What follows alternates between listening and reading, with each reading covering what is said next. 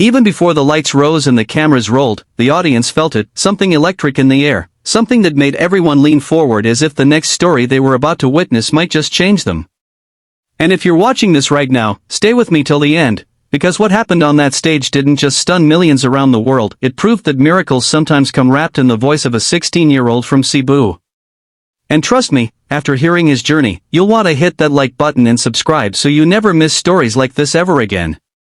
It started backstage at America's Got Talent, where a slender, shy teen named Liam Santos, 16, quietly clutched his father's old, worn-out guitar. The same guitar his dad had played in tiny fiestas back in Cebu. The same guitar that still carried scratches from typhoon nights when music was the only comfort the family had. Liam wasn't born confident. In fact, he barely spoke in crowds. But he sang like the world depended on it. After losing his father 3 years ago, music wasn't just a dream, it was the only piece of his dad he could still hold. Yet even on that big stage, Liam almost didn't go through with his audition. Minutes before his name was called, he stood alone, staring at his trembling hands. "What if I fail?" he whispered. His mother squeezed his shoulder gently. "Anik, your dad used to say, the world listens when the heart sings. Just sing with your heart."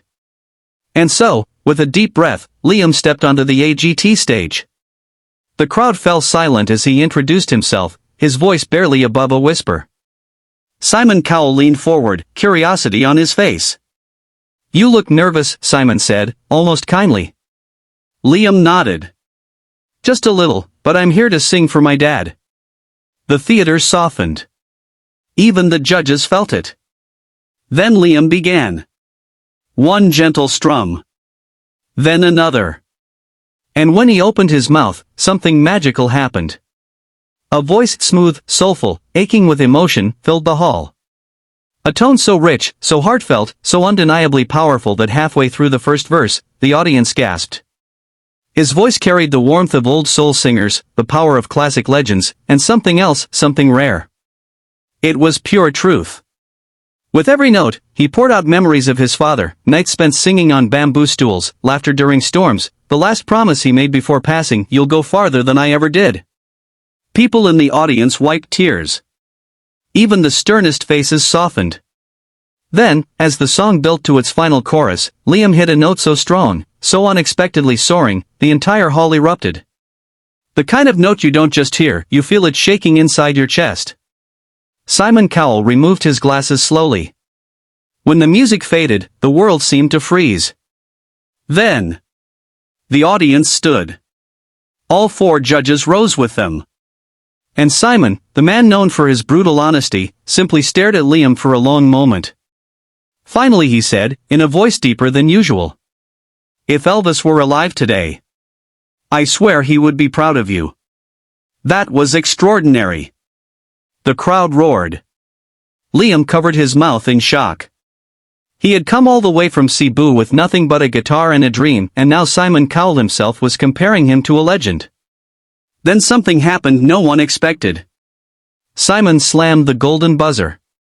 Gold rained from the ceiling as Liam stepped back, overwhelmed, tears spilling freely down his cheeks. The judges rushed to hug him. His mom collapsed into tears in the wings, whispering, "Papa, look at him, he did it, he really did." But what made the moment unforgettable wasn't the golden buzzer. It was what Liam said right after. Still crying, he looked at the camera and whispered, "If you're watching this, and you think you're too small or too scared, please don't stop. Dreams don't need to be loud. They just need to be honest." That line alone inspired millions, students, musicians, dreamers, even adults who had long buried their passions. His voice traveled far beyond the AGT stage and into hearts all over the world. Liam's journey didn't stop there.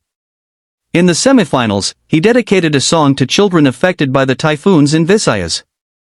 In the finals, he honored every overseas Filipino worker who spent nights far from home just to give their children a chance. Every performance carried pain, hope, and pride. And when the votes finally came in, even though he didn't win the entire season, he walked away with something bigger: worldwide respect, a music label offer, millions of fans, and a promise fulfilled to his father. Today, when people talk about AGT legends, Liam's name sits right up there with a voice people still replay when they need courage. And if you've made it this far, his story becomes part of your story too. So before you scroll away, remember this. Somewhere right now, another kid is holding a dream too big for their hands, and sometimes all they need is a little inspiration. If Liam's journey touched your heart, even for a moment, hit the like button, subscribe, and help this story reach someone who might need it tonight. Because who knows? The next one to shock the world might be watching this video right now. The weeks after the AGT finale were supposed to be peaceful, but life had different plans for Liam. Fame came suddenly, too suddenly for a 16-year-old who once panicked ordering food in public. The morning after his final performance, he woke up not to applause, but to hundreds of messages, interview requests, trending hashtags, and fans tagging him from all over the world. It felt unreal, almost like life had handed him shoes far bigger than his feet, expecting him to run anyway. Yet amid all the noise, Liam stayed the same quiet Cebu boy, still brushing dust off his father's old guitar, still whispering a tiny prayer before every rehearsal. It wasn't the fame that scared him, it was the responsibility. Millions believed in him now. They heard his pain, his hope, his journey. He didn't want to disappoint them, or worse, forget where he came from. One night, while scrolling through messages in his hotel room, he came across a video that stopped him cold. A group of children from a typhoon-hit barangay in Leyte were singing his semi-final song in a broken classroom with half a roof. Their uniforms were torn, their faces smudged with dirt, but their eyes sparkled with the kind of courage adults often forget. The caption read, "Para ni Nemo, Liam. Your voice gave us hope." Liam pressed the phone to his chest, overwhelmed. He didn't expect that his voice, something he once hid from the world, could reach kids who had nothing but faith left to hold. He didn't win the AGT trophy, but this felt like winning something much bigger. A sudden knock snapped him out of his thoughts. His mom peeked in, holding 2 cups of hot chocolate, a nightly ritual since they arrived in America. "Anik, you haven't slept," she said gently. "I'm okay, Ma," he replied, though his eyes were tired. She sat next to him. "Your heart is too big, Liam. You carry the whole world inside it." He shook his head. "I just want to make Dad proud." "You already have," she whispered. "But I think it's time you make yourself proud too." Her words lingered long after she left. The next morning, Liam had a meeting with a music producer who'd been following his AGT journey. The man was well-known, sharp suit, slick hair, sunglasses indoors. "We want to sign you," he said confidently. "But we need to change your image a bit. Lose the guitar sometimes, focus more on pop tracks, something marketable." Marketable. The word felt dirty in Liam's mouth. "My guitar is who I am," he said quietly. The producer chuckled. "Kid, sentiment is good. But business is business. Think big. Think global." Liam's chest tightened. Was he supposed to trade authenticity for fame? His father once told him, a voice without truth is just noise. And noise was the last thing he wanted to become. He left the meeting conflicted. That night, unable to sleep, he wandered down to the hotel lobby. A grand piano stood quietly under a warm spotlight, untouched at this late hour. He sat on the bench, fingers trembling slightly, and began to play softly, humming a melody he'd written years ago but never finished. The lobby was empty, or so he thought. Someone clapped gently from behind. It was Simon Cowell. Liam almost jumped to his feet, stunned. Simon smiled, an expression rare enough to be priceless. "I heard you were having a tough day," he said calmly. Liam swallowed. "I'm just not sure who I'm supposed to be after all this." Simon walked over and sat beside him. "Let me tell you something," he said, leaning back. "Every legendary artist reaches a moment where the world tries to reshape them. Elvis had it. Freddie Mercury had it. Whitney had it. But only the ones who stay true to themselves last." Liam stared at the piano keys. Simon continued, "You know what I saw the first time you sang? Not Elvis. Not a pop star. I saw Liam, a boy who knows pain, and knows how to turn it into music. Don't lose. Liam's golden buzzer moment went viral overnight. But behind the cheers and camera flashes, a quiet storm brewed inside him. Back in the AGT hotel room, long after the lights faded, he sat alone by the window, watching the city lights blur beneath his tired eyes. His hands, still trembling from the adrenaline, rested on his father's guitar. He knew millions now expected him to be perfect every performance, every note. And perfection had never been his intention, just honesty. But fame had a way of twisting even the purest dreams. The comments online overwhelmed him. This kid will win AGT. His voice is magic. Elvis reincarnated. But then, he's overhyped. Just another sob story. I bet he'll choke in the next round. One harsh comment is loud enough to drown 1,000 compliments, and Liam felt that weight pressed down on him like a stone. His mother noticed. "You're quiet tonight," she said softly. "I don't want to fail," he admitted, voice cracking. You don't fail by trying, Anik. You fail only when you stop. But Liam wasn't convinced. During rehearsals the next day, he struggled. Notes slipped. His voice cracked from stress. A producer gently pulled him aside. "Liam, you're not giving us your heart today." What's going on? He looked down. I don't know if I'm enough anymore. The room fell silent. Then the producer said something unexpected. Do you know why Simon hit the golden buzzer for you? Not because you were perfect, but because you were real. Don't lose that. Those words hit deeper than any applause. That night, Liam closed his eyes and whispered toward the sky. Dad. I don't know how far I can go, but please don't leave me now. And for the first time since arriving in America, he slept peacefully. The dream wasn't crushing him anymore. It was building him. Shaping him. Preparing him. The semis were coming. And the world was waiting. Semifinals night. Backstage was chaos, tech crews rushing, contestants warming up, judges arriving. But amid the noise, Liam stood still, clutching a small envelope his mother had given him earlier. "Open this before you sing," she told him. His turn was near. As he walked toward the stage entrance, his legs felt heavier than ever. He stopped, leaned against the wall, and finally opened the envelope. Inside was a faded letter, written by his father before he passed. My son. Life will push you, test you, break you, but music will always carry you back to yourself. When you sing, you are never alone. A single tear slipped down his cheek. He stepped into the glowing lights of the stage. The hall was silent as he sat on a simple stool, guitar resting on his lap. No flashy backdrop. No dancers. Just him. Simon raised an eyebrow, impressed at the simplicity. And then, Liam sang. This time, his voice was different, deeper, mournful, yet stronger. It felt like he was opening his soul and letting the whole world witness its cracks. He dedicated the song to typhoon victims back home, to children who lost not just homes, but hope. Each note felt like a prayer, a promise, a reminder that even broken hearts can sing. Halfway through, something miraculous happened. The audience stopped breathing. Not a cough, not a whisper. Just a room suspended in the gravity of a boy's pain and beauty.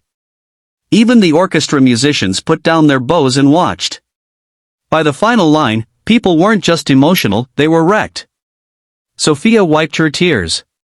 Heidi pressed her hand to her chest. Howie nodded slowly, overwhelmed. But Simon Cowell sat completely still. When the applause thundered through the hall, he didn't move. He only whispered, barely audible even through his mic. That was the most important performance of this season. Liam looked down, overwhelmed. Not by the praise, but by the realization that his father's words had carried him through again. The night of the finale arrived like a storm. Outside the theater, fans lined the streets with Philippine flags, posters, and hand-painted banners reading Cebu to the world. Inside, the atmosphere buzzed with nervous excitement. Liam, dressed in a simple black suit, sat in the green room, his fingers brushing the wooden body of his guitar. This performance wasn't just for his dad. It was for every OFW parent, every child left behind, every dreamer who felt small. Minutes before his call time, his mother entered, her eyes soft. "You look like your father tonight," she said. He smiled. "I hope I make him proud." "You already have." When Liam walked onto the stage, the crowd erupted. But he wasn't distracted this time. He felt grounded, certain, whole. The music began, soft strings, gentle piano. Then Liam sang. He sang for homesickness. For sacrifice. For hope. For all the nights his father worked double shifts just so his son could have guitar strings. He sang like every breath was a thank you. And when he hit his final note, long, soaring, trembling with emotion, the entire auditorium rose to its feet. People cried. People hugged strangers. People shouted his name. But the greatest moment came when Simon spoke. "You didn't just honor Elvis tonight, you honored the entire world. What you did wasn't a performance. It was history." Whether Liam won AGT or not no longer mattered. He had become a symbol. Of resilience. Of faith. Of a dream that refused to die. Some dreams win trophies. Others win hearts. Liam won something greater. He won a place in the world's memory. After months of traveling, singing, and meeting people whose lives he touched, Liam thought he had finally found balance. But life, as always, was ready with another test, one he never saw coming. It started during his first ever international mini-tour in Hong Kong. He had been invited to perform for a charity gala supporting migrant workers from Southeast Asia. Many of them were Filipinos who worked long hours as domestic helpers, security guards, and caregivers. They were excited to meet the boy whose voice had given them pride during the AGT season. Backstage, Liam could hear them chanting, "Cebu. Cebu," and Liam. Liam, like he was carrying a piece of home with him. It warmed him, but it also made him nervous. These people had left their own children behind, their families, their dreams, just for survival. He felt a strange pressure to give them something more than entertainment. He wanted to give them comfort. Minutes before he was supposed to go on stage, he got a call. It was his mother. He smiled as he answered, "Ma, I'm about to perform, can I call you after?" But her voice interrupted him. Shaking. Breathless. Breaking. "Anik, you're Lola, she's in the hospital." "It's bad." The room around him spun. His grip tightened around the phone. What happened? She collapsed. The doctor said it might be a stroke. A cold silence swallowed Liam. His grandmother had been his second parent after his father's death. She was the one who braided his hair when he was little, cooked him arroz caldo when he was sick, and cried when he boarded the plane for AGT. She called him her little eagle and said he was meant to fly. And now she was fighting for her life. "Should I come home?" he whispered. "Finish your show," his mother said, her voice trembling. "Your Lola always said your singing heals. Tonight, sing for her." The call ended. Liam sat frozen, staring at the floor, tears slowly blurring his vision. He felt torn. A part of him wanted to run to the airport that second, and another part knew he had hundreds of people waiting outside, people who needed him too. He closed his eyes and whispered, "Dad. I need you right now." A stage manager tapped his shoulder. "You're on in 1 minute. No time to breathe. No time to think. Just time to feel." He walked onto the stage, lights shining too bright, applause too loud. He forced a smile, but inside he was breaking apart. The host announced him proudly, telling the crowd about his journey. People cheered, waving little Philippine flags. The music started. Liam lifted the mic with shaky hands, and sang. But something strange happened, his voice cracked. People noticed. A soft murmur rose among the audience. He paused. Took a breath. Tried again. This time, the voice came out but filled with raw pain. It was no longer the polished, controlled voice he had perfected over months. It was human. Fragile. Trembling. Halfway into the song, he couldn't hold it anymore. A tear fell. Then another. He stopped singing altogether. The entire hall went silent. He stood there, eyes closed, breath uneven. Then he spoke into the mic, voice barely steady. "My Lola, the woman who raised me, she's in the hospital right now. And I don't know what's going to happen. But I'm here because she always told me to sing from the heart, no matter what." The crowd listened, hands slowly lowering, expressions softening. "So tonight," Liam continued, wiping his face, "I want to dedicate this song to her, and to everyone here who left home to support the people they love. You're the heroes. And you deserve to be seen." The hall erupted in applause, not loud, but emotional. He signaled the musicians to restart. This time, he sang like he was praying. Every lyric felt like a message to his grandmother. Every note carried his fear, his hope, his love. People began to cry. Even the host quietly wiped her eyes. Some of the workers in the audience clasped their hands together and prayed with him. Others held their hearts and whispered, "Laban Lang, Lola." His pain became theirs. Their strength became his. By the end, he hit a soft, haunting final note that trembled into silence. No cheering.